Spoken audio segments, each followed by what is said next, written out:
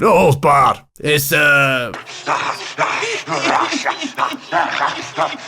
well, it's a movie in the sense they switched cameras on and pointed them at things. Anyway, in this bucket of mouse piss, Hulk Hogan plays a wrestler called Rip Thomas, which I'm not gonna call him, and neither are you. Despite the film's constant efforts to enforce that this man who looks, behaves, sounds, dresses like, and has the same job as Hulk Hogan, is a different guy. The movie starts and Hulk's got to wrestle some guy, but his best mate's there to cheer him on, played by that twat that pretended to punch Dexter. Anyway, in classic Hulk Hogan fashion, he pretends to be dead for the first bit of the match. But these corporate goons don't like the fact Hulk keeps winning his predetermined fights. So it turns out these guys are a rival TV company and they're like, we need to get Hulk for our network. Well, how are we gonna do that? Crime, obviously. And they're all too afraid to tell this guy no, because he's got a piece of Superman's house. But you know what? I'm not sold on this crystal-wielding executive being mental enough yet. So he starts waving a poster of Hulk Hogan around screaming, I want him! I want him! So yeah, basically the bad guys are planning on paying Hulk Hogan a shitload of money to come work for them. Look out, Hulk. These white-collar pricks are gonna buy you another house. Anyway, Hulk goes for a meeting with these evil businessmen, and these suits try to rush him, but he uses lesser-known Hulk Hogan force powers. And this guy's like, we're willing to give you a blank check. Well, okay then. You just wrote down all the money in capital letters, yeah? Well, obviously we can't pay you all. Well, then we're done talking. Anyway, Hulk gets back to his limo and he snorts an 8-ball and just starts smashing the fuck out of everything. Because who's gonna tell him not to? You? Nah, I'm just joking. Hulk Hogan's clearly never taken drugs in his life. And Charles Bronson's like, Hulk, are you okay, mate?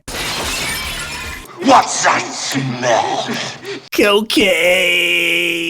Anyway, Hulk drinks 50 beers to even himself out, and then he goes to a meeting with this lady, and she starts going through some business talk, but Hulk only has one thing on his mind. And he just sort of stares at her like a piece of fucking meat while she talks. But before anyone can figure out that Hulk Hogan's a complete pig, he does a classic Hogan 180 and starts talking about charity work or some bullshit, and everyone's like, I know he was really a nice man. Anyway, she asks him out to dinner completely the fuck out of nowhere because Hulk Hogan wrote this movie, so she has to. So they go out for dinner and Hulk dresses up like he's getting ready to be cremated. And this fucking weirdo just comes over and starts waving at Hulk, and he walks away and it's never addressed ever again. Anyway, this obnoxious waiter starts ordering off the menu for Hulk and look, I had a whole bit I was going to put in here, but Hulk Hogan doesn't speak for this entire scene. He just sits there making faces like he's pretending to listen to a conversation he can't actually hear. Anyway, in the meantime, the evil businessmen go through the entrance of this biker bar and they walk in on this.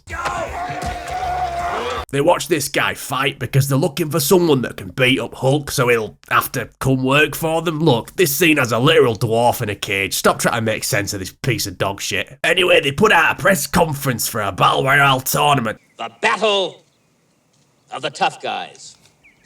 To try and find a guy who can beat up Hulk, and he's like, 100 grand, tax-free. Did he say tax-free? Anyway, it gets going, and after a few fat guys run into each other, this poor disabled man wanders in off the street, and this guy's like, let him fight, I suppose. And yeah, it's unfortunate, is what it is. Meanwhile, Hulk's hanging out at his Tudor mansion, because there's loads of them in Beverly Hills, and he's got a picture of his best mate right next to his TV, wearing the exact same clothes he's wearing right there and then. And then this random old trainer dude who just sat in the living room with them for some reason and whose only purpose in the film is to say this next sentence is like, I used to be his trainer, but then he killed a guy and got sent to prison, but now he's out. What, so they just let him out of prison after murdering somebody? Yeah, well, you know, they just let him out sometimes, don't they? And some other stuff gets said as well, but I was too busy looking at this painting Hulk has of himself behind his TV. Anyway, back at the fight, they're like, well, what's your name then? And apparently the convicted murderer's a big hit. So they set up Zeus's next match in a steel mill, and he walks in like he's trying not to get spotted by a T-Rex. Meanwhile, at Hogan Manor, Hulk is like, here, I'd like you to meet my best friend, Randy. Okay, Randy, that's enough now. Back in the house. So they go on a business trip, and Hulk takes her out to this filthy diner, but then some armed thugs rob the place. And Hulk is like, don't worry everyone, I'm an entertainer. And he throws bits of food at them, but they don't shoot him because they're stunned from getting hit by all them small pies and bits of lettuce. And afterwards they go back to the hotel. This is a mistake. How can there only be one room left? Don't worry about it. So thank God she makes Hulk put up a divider on the bed and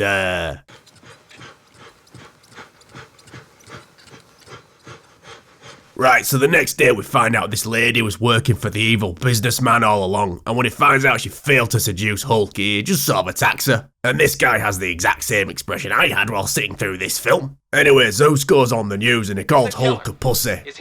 So, they got a fight now, and Zeus comes after him in an airwolf. They challenge him, but that's not dramatic enough, so they send a goon to attack Hulk's girlfriend. So Hulk runs him down with his motorcycle, but that's not dramatic enough either, so Zeus paralyzes Randy while they trap Hulk in a force field. Anyway, Hulk gets to the Hulkspital where Randy is, and he's like...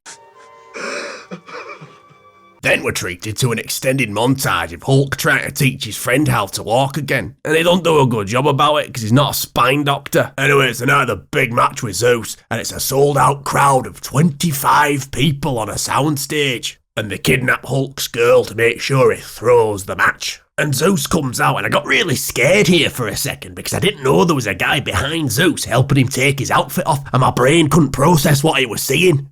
Anyway, Hulk isn't allowed to fight back, until his girlfriend just walks out of this room that she's being held in. And then Zeus goes on a rampage for no reason, even though he was winning. Oh, thanks, Hulk! Anyway, Hulk throws him off a stage and kills him, and the evil business guy just grabs these exposed power mains and cooks himself, because it's time for the movie to be over. And as Hulk's taking his victory lap after killing 2 men, some of the journalists there are like, Hulk, there's a rumour that the source of your immense strength is drug-related. And I do not use steroids. I injected Hogan with steroids many times.